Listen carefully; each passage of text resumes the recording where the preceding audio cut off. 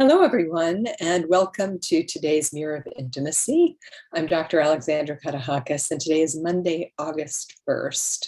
And our topic today is relationship, which I'm excited to talk about because we're all in relationship with a whole bunch of people all of the time. So a few things before we get started. I just want to remind you to type your questions into the Q&A box, and I'll do my best to answer them as we go along. And also to leave us your book reviews for Mirror of Intimacy on Amazon when you get a chance. Let us know what you love about the book, even if it's one word, or you rate it with however many stars you think it's star worthy of. But all of that helps other readers get interested in the book and figure out whether they want to purchase the book or not, and use it for themselves or pass it on as a gift to someone else.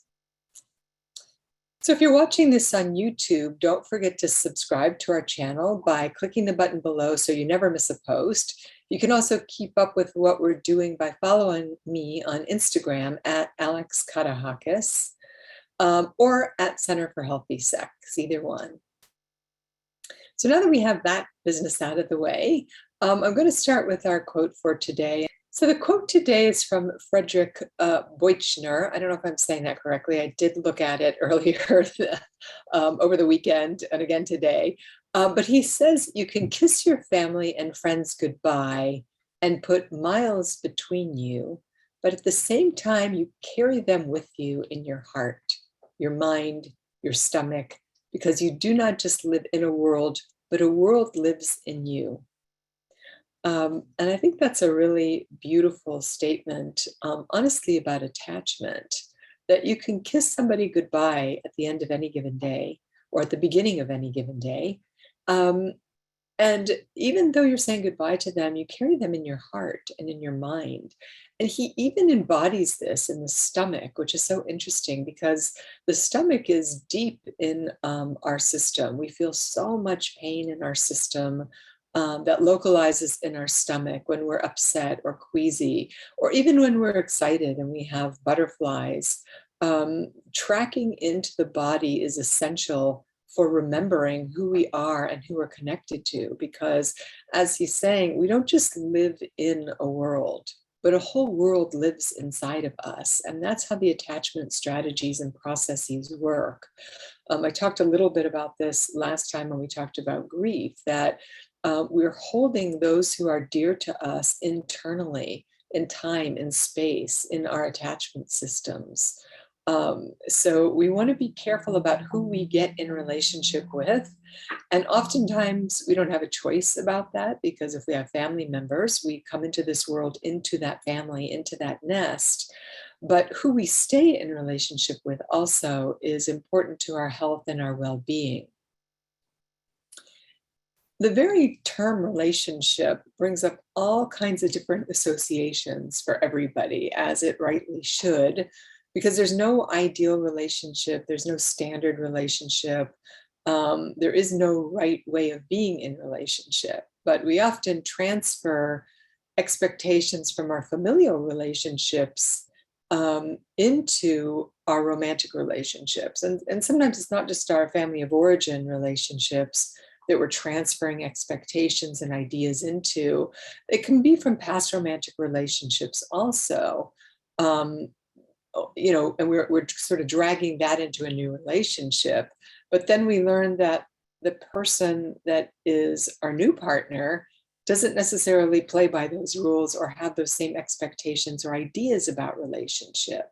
So I noticed this more and more and more. I've been married over 20 years, just how much my family of origin ideas about relationship and traditions and values are internally encoded in me. For as much as I might have tried to run away from those as a young person when I left home in my 20s, or thought in my 30s I was doing something different, the older I get, the more I recognize that I can't really shake the ways in which I was programmed when it comes to basic things like, how to be in a relationship, how to, the values and mores I have around time and food and friends and family, and how increasingly I see how different my partner and I really are, and then how to make a space for and honor those differences.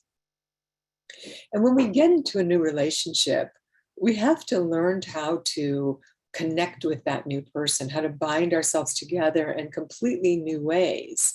And these should be shared ways also, while also being healthy and maintaining our values, and that which is really personal to us and our boundaries. So again, this is one of those paradoxical situations where on the one hand, I'm saying, wow, we're so different from each other. And we naturally kind of repeat these patterns or hold on to certain values and ideals, while we also have to really endeavor to let go of some of those things and bind ourselves in a way to our partner so that we're making new values, new mores, new ideals. Hopefully we have enough in common with each other that that isn't too big of a stretch, that some of the things we have to let go even though we're disappointed about it. And I had this conversation with some friends recently that we can't expect our partners to be every single thing we need them to be. We are going to be disappointed, just like they're going to be disappointed by us. And we have to be able to course correct and recognize that that's going to be a disappointment in my life, that this person is not going to value a certain thing in the way I value it. And so I either have to leave the relationship or let that value go or have it change. And if we were constantly leaving the relationship over something, we would never be able to stay in a relationship with anybody. So we have to make a lot of adjustments, a lot of negotiations, a lot of disappointments, a lot of grief and loss, all go with being in relationship. And by the way, I think this can be true also for pets. You know, we have an idea if we get a dog or a cat, how we want them to be, only to find out that they're not like that at all. And, I had that experience with my latest cat. My cat previous to her was incredibly cuddly and tactile and wanted to cuddle and be pet. And the cat that I have now, I got from somebody who'd had her for a year and didn't want her. And so I adopted her, not knowing anything about this breed. And this is a breed who's the antithesis of that. She's not interested in that kind of close and cuddling behavior. And so I've had to deal with my disappointment with her and love her anyway, but find a new dance and a new relationship with her. So people will often prioritize their primary relationship or their primary romance as if life exists only when it's reflected in that person's eyes. And typically it's their eyes of infatuation. But we're in a relationship with every person in this world, even if the relationships are hidden from us. So they're not all relationships are going to be incredibly loving or close in. Sometimes they're going to be challenging. So when we say we choose to enter into a relationship, that doesn't take into consideration the fact that no human being can actually create a relationship. So we didn't consciously manifest any of our social acquaintances in our lives, right? They come into our lives. People show up into our lives. And then we start to create a relationship with them and have them make meaning to us as we go along. So this is a curious thing also. We could say that we don't consciously, manifest relationships and bring them into our lives. But we could say that people unconsciously show up that we need to show up at any given point, because those people help us work through whatever it is we need to work through, whatever it is we need to learn. And I don't think that every single human being or every single thing that happens in our lives is necessarily a lesson, but they can be if we choose to make them so. If we choose to use every person, place, thing, event as a form of a portal into our personal growth and development, then we are co-constructing these relationships. Sometimes it's random. Sometimes I think it's not that random. So in the same way, we could say that it's not in our power to end a relationship, though we may quit what we call an intimate pact. But calling that process an ending of a relationship can create a little bit of confusion for us, because do we ever end it? If we go back to the quote, does that person always live inside of us, in our heart, in our gut, in our being? Think about past relationships, whether it's family of origin because you're older and you've moved on, and you hear your mother or father's voice, or worse yet, you're dictated by some of their criticisms or their shortcomings, or you ended a relationship with somebody, I don't know, maybe 20 years ago, and yet you still see a car and you think about them, or a certain word they used, or a food that you eat. That relationship never really ended. It sort of moves on. So we can't really truly ever leave a relationship. People become part of the fabric of our being, I think. We're influenced by them. And sometimes I look back in horror, or in disappointment in myself, that I let myself be hurt by certain people. Not that they were hurting me, but I let myself be taken advantage of, hurt, used, whatever the feeling is I might be feeling. And yet I haven't forgotten those people. I know now why I did what I did. And their influence left an indelible mark on me, whether it was one of growth and development in a positive way, or a way that was kind of scarring. But the scar has since healed, and it's a good reminder that I don't want to do that again. So every lover we left behind actually lives on in us. So think about that. That's why I think it's extremely important to not hate anybody, to not hold on to animosity in relationships, to not feel like a victim, like something was done to me, or I should have known better and I didn't. That these are part of the very tapestry of who we are, these life experiences, what makes us who we are, how we lived well and maybe strenuously in some cases. But we can summon memories of past lovers and sometimes even speak to them in our heart, because these pasts can't be blotted out. They're part of this interrelatedness that I'm talking about. And our spirits flow in and out of each other all of the time. In the same way that I think about people in the past, or ways in which I let them harm me or take advantage of me, I'm sure there are ways that I did the same thing to people also, that I have hurt people, I've disappointed people, perhaps I've even used people, or been self-centered with people too. But we can't escape this life without doing those things. And so we have to remember that we're all part of a whole here, and that we're all responsible for our parts in everything, as opposed to just being a victim. And these regrets, again, are part of the tapestry of who we are. They're part of what makes us who we are, because we could have always done a better job. You know, there's that old saying that hindsight is 2020. That if I only knew then what I know now, I wouldn't have done those things. I would have certainly done them differently.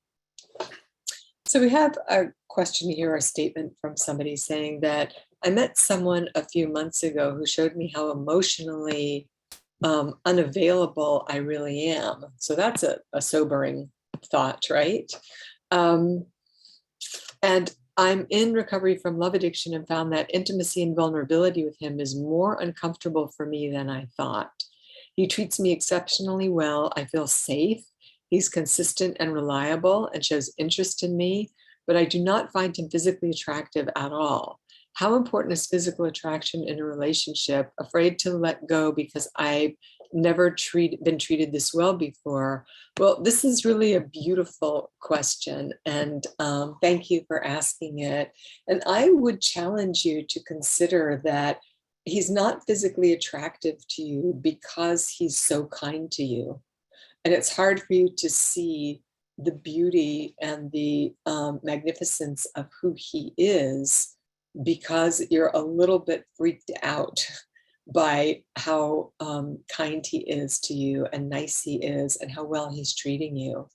So you're going to have to really work with your own nervous system here to be able to take in his compliments, to take in his kindness, to start to look for things that you find attractive, maybe his eyes or his hands or something that is attractive, because it sounds like his humanity is attractive to you, but the physical body is something that you are getting hung up on. And unless somebody is really not taking care of their physical body, so for example, they have really poor dental hygiene, or they are, obese and not well as a result of it, or they're super skinny because they don't eat. Like there's a problem with their self-care, let's put it that way. Then you've got to ask yourself, how big of a deal is this attraction? And what is my idea of physical attraction? Because physical attraction comes when we are emotionally connected, when we have a connection with our heart. And as a love addict, if your tendency has always been to be in fantasy about somebody who looks a particular way, then you are missing their humanity. And in fact, their humanity might have been downright abusive at times. So here's somebody who is the inverse of what perhaps you've usually done. And it's challenging for you to really let go and open your heart and see how attractive this person becomes to you over time. So that was a great question. Thank you. With some relationships, they've been so damaged by past trauma that the very concept of them, the simple idea of father or friend, can make us recoil in pain. And those are the things that we have to heal in our own personal work and our own personal therapy, because we possess the potential for every human relationship conceivable out there, regardless of the people of our lives. So we can have a healthy relationship with, another, say, male or female that has hurt us, or a parental figure. We can repair these constructs internally if we do the internal work. And we can really repair the most damaged personal relationships with anybody, with or without that person's involvement. And that's really crucial to hear, that the persons who have hurt us the most don't have to engage in the interpersonal repair of that relationship. And that's where recovery and any kind of personal work we do is really an inside job. How badly did that person hurt me? What was their intention? What did it feel like when they hurt me? Can I let myself feel today what I couldn't feel then? Hopefully in a therapeutic relationship, so I can become more integrated. And when I become more integrated, I'm less of a victim. And when I'm less of a victim, then I can forgive. And when I can forgive, I can move on. And that forgiveness is also a big part of that, is forgiving ourselves. Not just the other person, but ourselves for having endured what we had to go through, which is a little bit different than if you're a child. But as an adult, we have to forgive ourselves for staying too long. And most everybody who leaves a relationship will tell you that they stayed too long. But is it really too long, or is it as long as it takes? Is it as long as we need in order to heal and to move forward? Somebody writes here that fear of a healthy relationship can be overwhelming when there has been a life of unhealthy choices, emotionally exhausting. Having a new partner, get that, can be hard. So yes, I think that is challenging, of course. It is exhausting, and mostly it's exhausting for many of us because we have avoidant attachment styles. We aren't emotionally available, or we wouldn't been in a series of unwell relationships.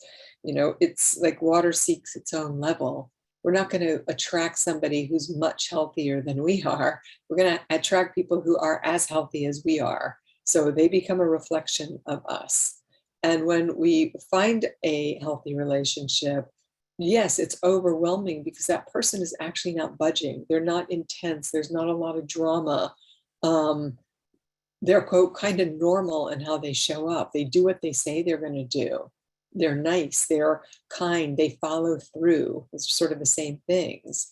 And so it's emotionally exhausting to stay present, to stay available for that person, because the drama is exhausting in a different way, but it's a way that is known. And it looks like it's super passionate and all this activity is going on, but really it's just kind of a churning.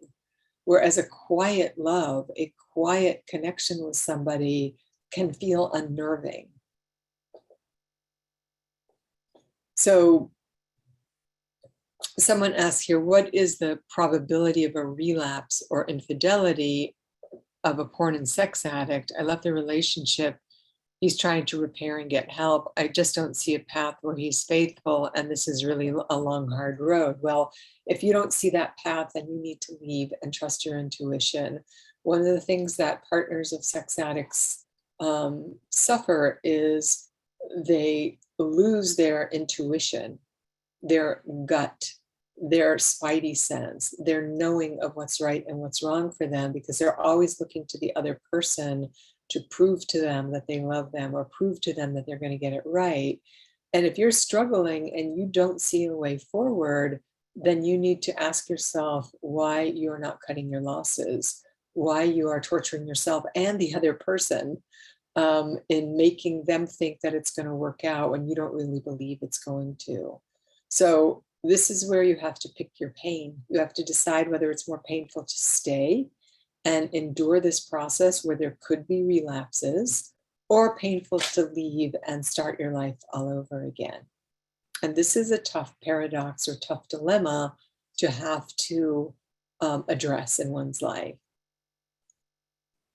And Paul says, I'm wondering about forgiveness. Perhaps forgiveness is not necessary, but radically accepting that which really happened is necessary to healing and moving on. Well, I think it's probably a both and situation. I think we have to radically accept what happened.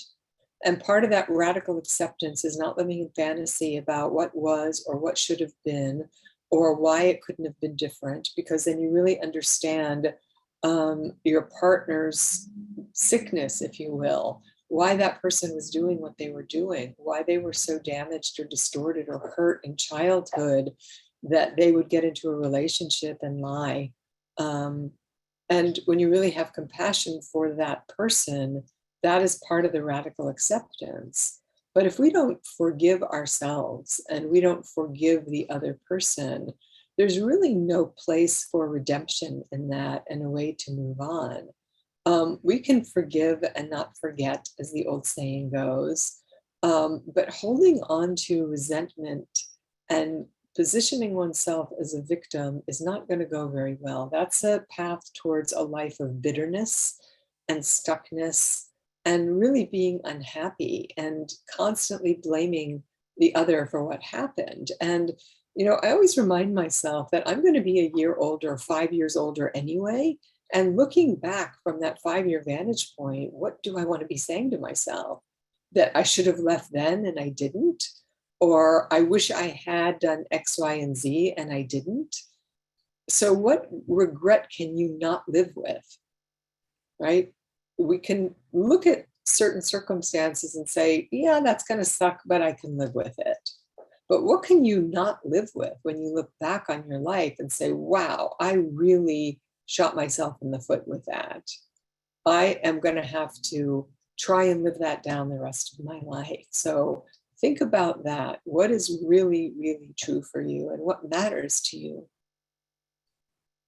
Jason says, can you speak about emotional and sexual anorexia? I've been dating, but have not been in a serious relationship for 3 years, and I'm feeling hopeless.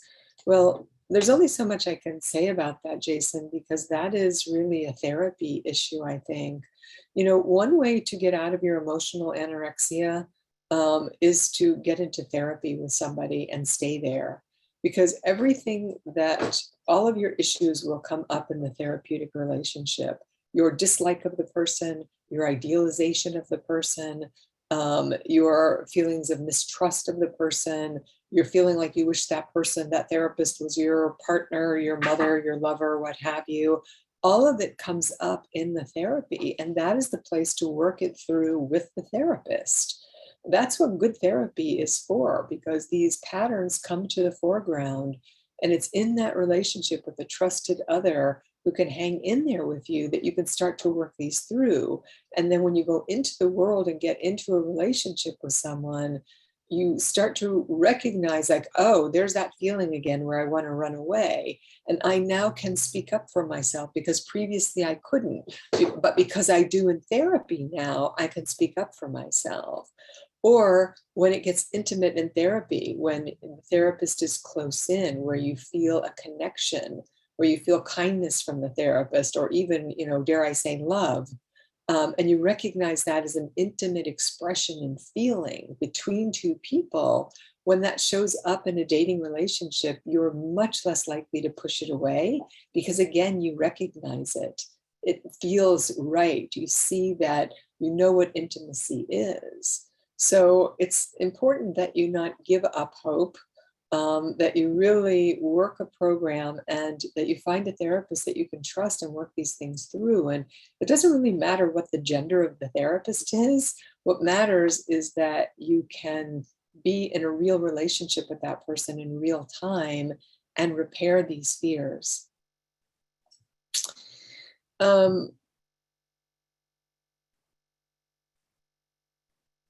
Okay, so someone says, I would like to agree with your water statement, but how does that work when I have a relatively adjusted person and he presented like that, but he had a secret life of sex addiction? Seems like sometimes there are minefields, surely the minority, but that makes it hard to believe that I am well adjusted if I attract,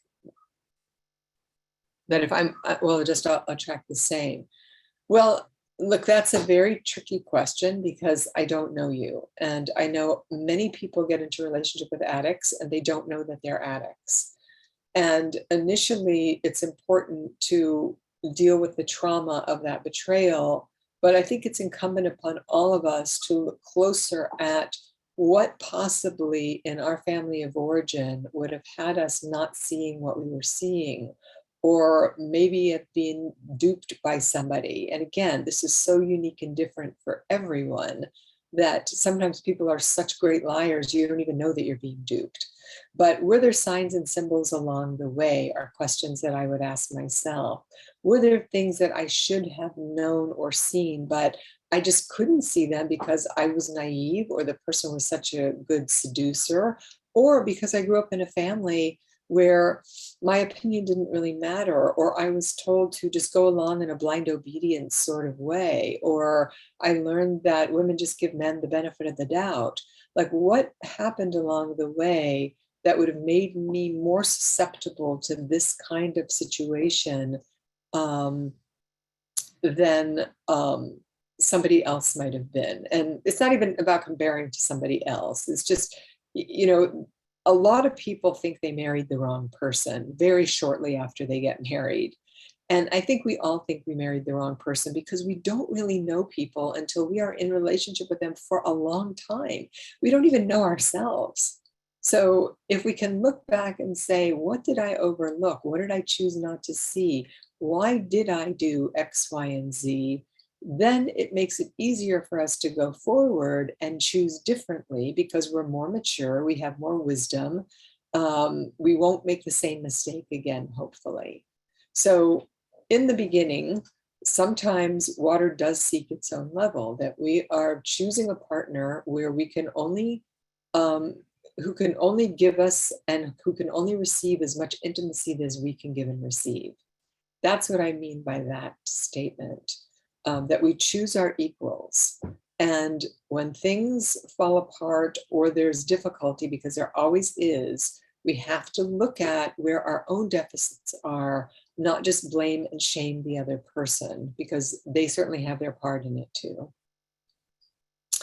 I'm thinking of radical acceptance as a way to face and release resentment. Okay, well, that's a great way to, yes, I think that is about releasing resentment for sure, is to grieve, look at the disappointments, grieve our losses, and then move on and accept that this is the situation I'm living in. This is my life. I either accept it and, more importantly, move into gratitude about it, or I get out of it. But I don't get to be a victim and constantly complain and wish it were different and blame my partner. I need to do something for myself to decide what kind of life I want to have. And Allison writes, is it possible to actively dislike a past partner and to forgive them? I think so, yes. I would say that I've probably grappled with that in my life before. Yes, we don't have to like people. And in fact, there are a lot of people that we might not like, but we love or we have compassion for because there's a human being in there that was badly hurt or distorted that's hurting other people.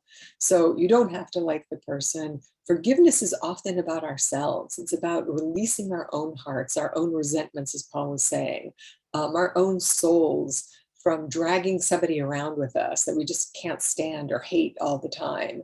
And this is a spiritual practice, I think. It's about really releasing and letting go and trusting that something good or better will come along and releasing that person and wishing them all the best also, that they have a healthy, happy life. Because in doing that, we free ourselves of the shackles of resentments and hate and revenge and all of those sort of petty feelings that go with having been hurt so badly, that have us collapsing and making our own lives quite small, actually. I get that we attract those that are comparably emotionally healthy, but I feel I was quite emotionally healthy when I met my sex addicted husband decades ago. I think that I was attracted to was his compartmentalized, falsified, wholesome version of himself, which was extremely convincing to others as well as me. It wasn't until his addiction progressed that he became more noticeably unhealthy, even before acting out deception came to light. And by then, extraction was much more complicated. Wow, I think that's a beautiful example of one version or iteration of what can happen is that, yes, when somebody is that compartmentalized and you believe the compartmentalization, you're not seeing all the dimensions of the person. Where's the part of them that isn't so likable? Where's the part of them, their shadow? Where's their anger? Where's their upset? Where's their hurt? Where's the full spectrum of their humanity? It's easy to fall in love with somebody who's just perfect and happy and just doing great all the time. But I think, going forward, it's important to be suspect of that, Jung talked about the shadow, and every single one of us has a quote shadow side because we have these reptilian brains. We're human beings. We hurt. We have the capacity to kill. We're predators. We get angry. We get enraged. We feel petty and jealous and every other human feeling under the sun. And if you don't ever see any of that in a partner, you should be very suspicious of that because that means they've donned a false self and they're comporting themselves in the world as if they're good and perfect. And by the way, I've seen this in spiritual circles also with people that represent themselves as meditators or Buddhist practitioners or rabbis, you name it. And we've certainly seen this with other sort of Christian ministers in our culture who look great on the surface, but in the meantime, they have a raging sex addiction going on or some other kind of problem, and they don't ask for help and they don't get help. So whenever somebody looks too good, or if it's too good to be true, then remind yourself that it's too good to be true.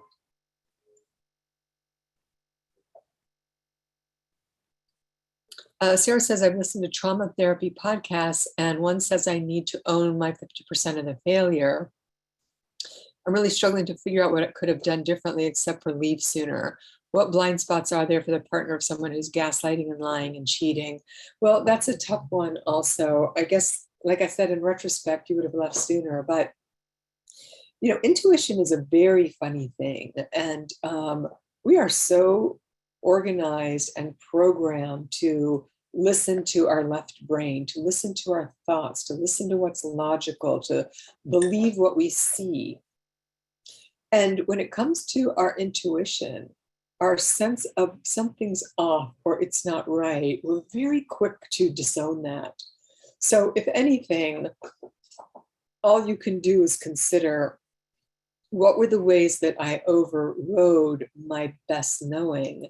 And when somebody was gaslighting me and telling me that that wasn't true, or I was making a mountain out of a molehill, or why was I being ridiculous like that? I would say to you, the minute anybody talks to you like that, you should be looking for the exit door, because I don't have anyone in my life who talks to me like that. If I ask a question about, hey, how come you were late? Or where were you? Or what are you doing later? And they don't just tell me. Instead, I'm met with defensiveness, like, why are you asking that? You're always asking where I'm going. That is a red flag to me. So I think that's probably just a really good rule of thumb, that you want to be in relationship with people that give you answers, that respect your dignity, that are not afraid to tell you the truth about where they are, where they're going, what they're doing, how much money they spent. These are not perverted questions. These are just questions. That's all. I just want to know. I'm just asking a question. I don't have some big loaded agenda behind the question of, hey, where are you going today? I just want to know. I care about you. You matter to me. So be careful about the answers that you get, because any kind of defensiveness is a red flag. As a now recovering sex addict with 2 years sobriety after getting on the right medication for bipolar, I look back at 40 years of a marriage relationship in which my repeated sexual acting out and disclosure events killed all of my wife's trust in me. This has left us in a sexless and touchless marriage for 21 years. How do I decide what to do? Well, it seems to me you need to have some in-depth conversations with your partner and with a trusted other, whether a sponsor or a therapist, about where you go from here. Because sometimes 21 years is a very long time, and sometimes things are irreparably damaged. And we have to cut our losses and move on and deal with the grief and the loss and the sadness of that. But maybe that's the best thing to do, is to release both of you from this relationship so you can both move on and be healthier and happier. But it does require a conversation with your partner about, what do the two of you want and what kind of life do you want to have together or separately. And if you can separate and repair your relationship so that you have a friendship, that would probably be a really lovely outcome at this point. In a long-term relationship, how do you stop wishing for the same passion that was there during the feeling in love period? Well, I think that's really a fool's errand. I think this idea of, and people ask this all the time, or say, we want to get back to the kind of sex we had when we met.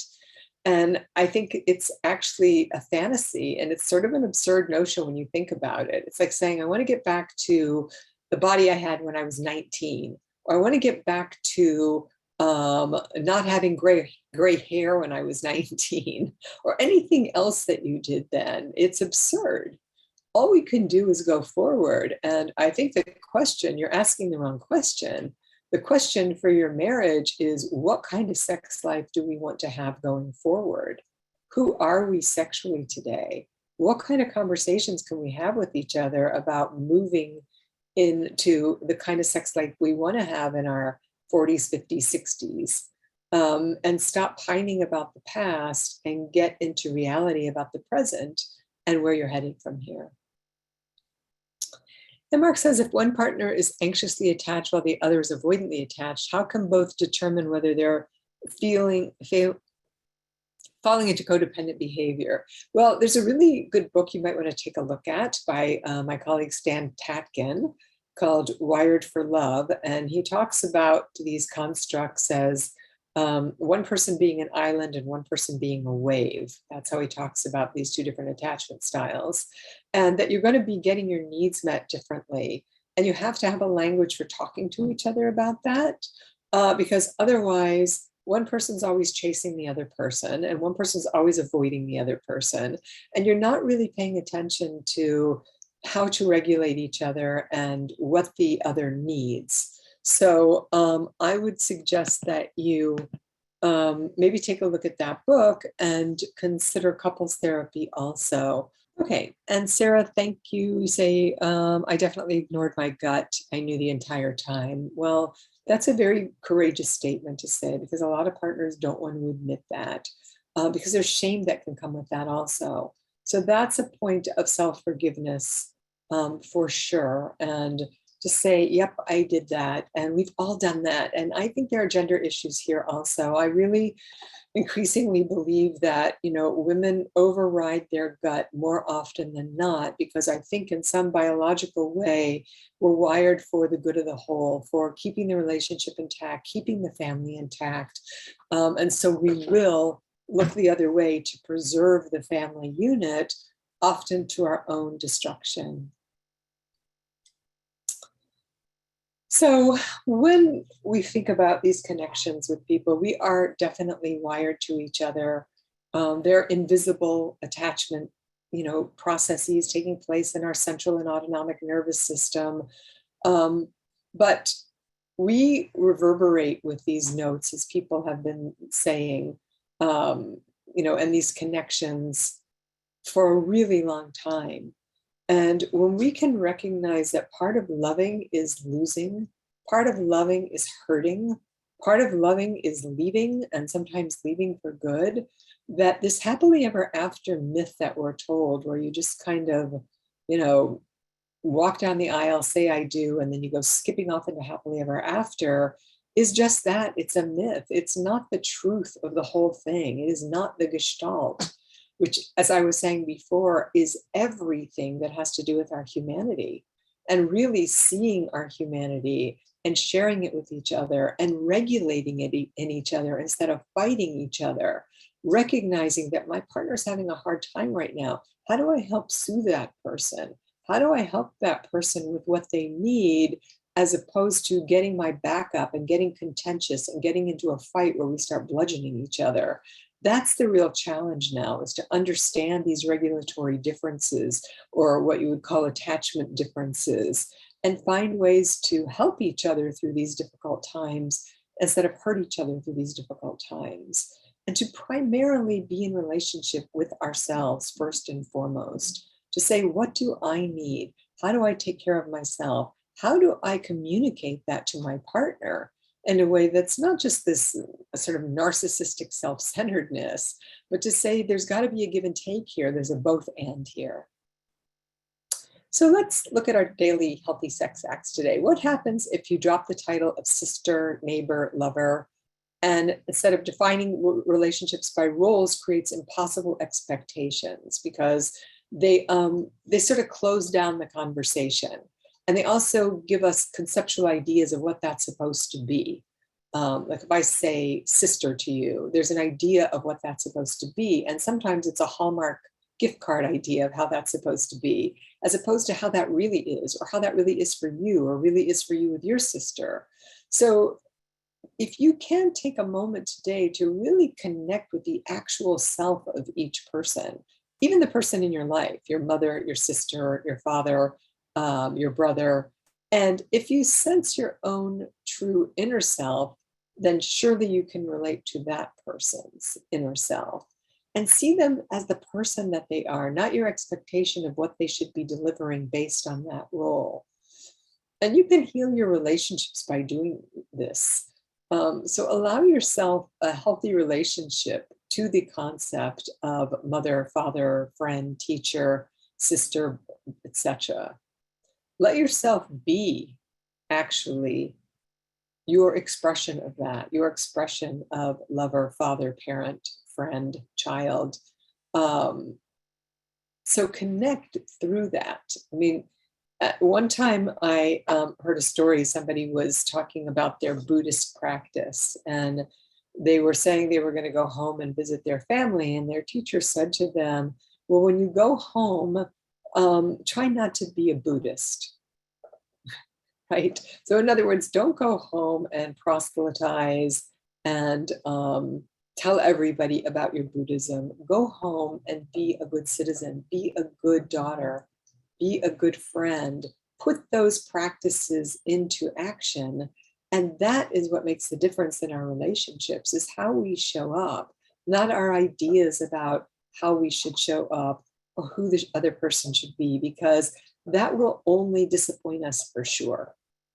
So see if you can put your best self forward, open your heart today, even to those that have hurt you or wronged you. This is a practice, it's a spiritual practice. And be the best human being you can be with all of your faults and all of your regrets and mistakes.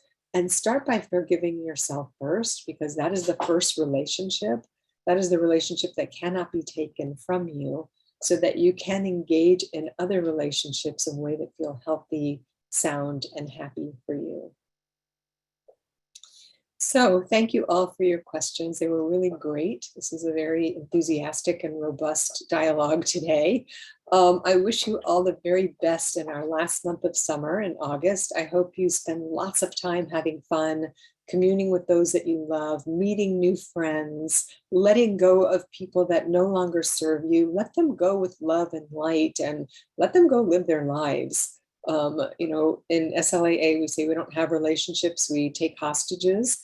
So take an inventory of all the hostages you have and just release them, let them go, including yourself. And I look forward to talking to you in September. Thank you.